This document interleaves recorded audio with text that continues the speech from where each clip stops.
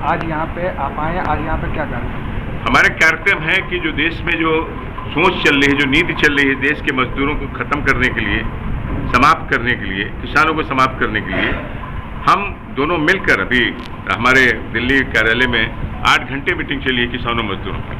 हम लोगों ने तय किया है कि हम दोनों एक साथ होकर इस लड़ाई को लड़ना है। इसलिए एक साथ होकर लड़ना है कि अगर किसान और मजदूर एक साथ होकर लड़ेगा तो एक तो खेतों में काम करता है, कारखानों में काम करता है, और दोनों के खिलाफ नहीं, दोनों को समाप्त करने के लिए नीतियां बनी हैं, चाहे फार्मर्स कोड हो चाहे लेबर कोड हो, जस्ट टू फिनिश देम। उनका कॉर्पोरेशन हो रहा है, हमारा उनको किसान से मजदूर बनाया जा रहा है, हमको मजदूर से बंधुआ मजदूर बनाया जा रहा है।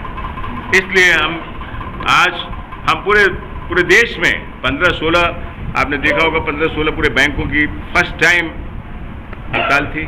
12 नेशनलाइज बैंक हैं, 1 लाख ब्रांच हैं, 72 करोड़ अकाउंट्स हैं।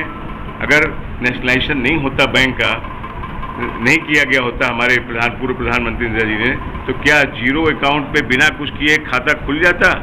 नहीं खुल पाता।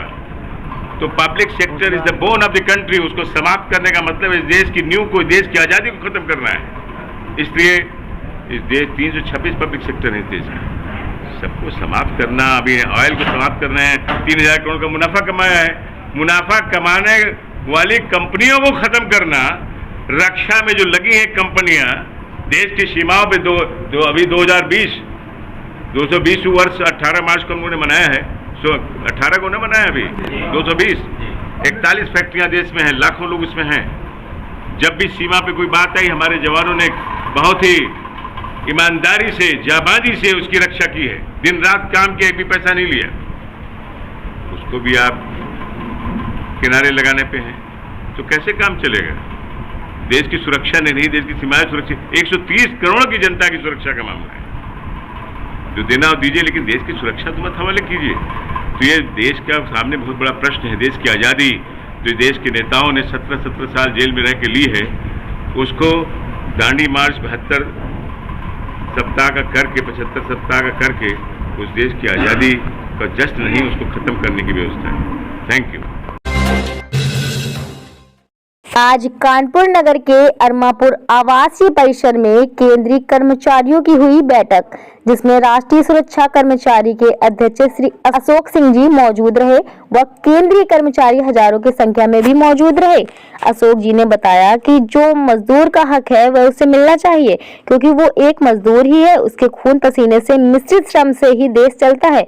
वर्तमान सरकार ने तरह तरह के नियम, काला कानून बनाकर उनकी मजदूरी खत्म करने का काम कर रही है, जिससे बेरोजगारी बढ़ती जा रही है। सरकार ने केंद्रीय कर्मचारी मृत्यु के उपरांत मिलने वाली अनुकंपा के आधार पर नौकरी को 5% में आरक्षित कर बंधित कर रखा है, जिससे मृतक कर्मी के परिवार को नौकरी नहीं मिल पा रही है, जिससे मृतक का घर चलना ही मुश्किल हो चुका है। नई पेंशन कानून सन 2004 जो कि कर्मचारियों के ऊपर जबरन थोपी गई थी, सरकार को उसे वापस करना ही होगा। पुरानी पेंशन मिलने से कर्मचारियों को बुढ़ापे में सहारा मिलेगा। सीओडी कर्मचारी यूनियन के महामंत्री राकेश जी ने बताया कि वो अपने कर्मचारी के लिए हमेशा खड़े हैं, उनके सुख दुख की घड़ी में उनका साथ देंगे, जिससे उनके घर की मुश्किल दूर हो सके, और निरंतर प्रयास करते रहेंगे कि मृतक के परिवार को जल्द से जल्द भर्ती किया जाए, जिसमें कई केंद्रीय कर्मचारी के पदाधिकारी मौजूद रहे। श्री PS वाजपेयी प्रदेश उपाध्यक्ष, HN तिवारी प्रदेश महामंत्री, विनोद तिवारी प्रदेश सचिव, राकेश सिंह महामंत्री, COD कर्मचारी यूनियन गोविंद कुमार, राजेश, मुकेश, प्रदीप कुमार पाल, AK दीक्षित आदि लोग मौजूद रहे। कानपुर से संदीप शर्मा की खास रिपोर्ट।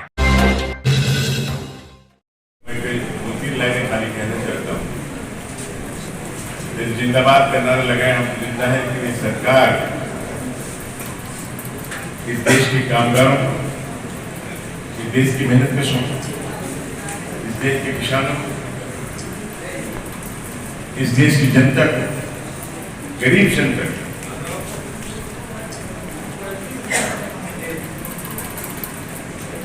आईसीयू में, इंटेंसिव केयर यूनिट में रखना चाहते हैं। मारते तो भी अच्छे, इंटेंसिव केयर यूनिट में रख के क्या फायदा है? ऑक्सीजन से जिंदा रखो, घोषणाओं से जिंदा रखो, से नहीं, ये है। ऐसे समय में बोलूंगा विस्तार से, हमारे अभी